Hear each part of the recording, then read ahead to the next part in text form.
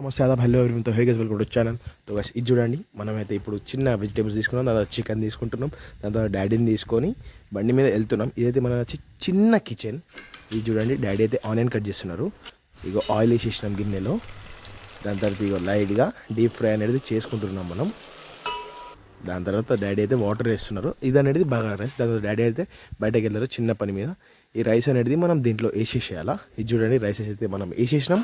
చూడండి, మనకైతే ఒక పాట వచ్చింది, దానివల్ల మనమైతే ఖాళీ ఎగరేసినాం.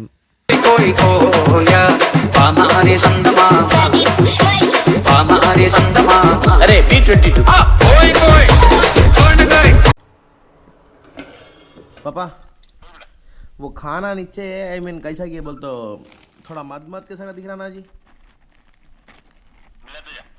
जल जा रहा थोड़ा. 200 पेज रखा. 200 में जलता. सीधा मैं ऑफ कर रहा, मैं समझ में नहीं आया. డాడీ మాటలు మీరే వింటారు కదా.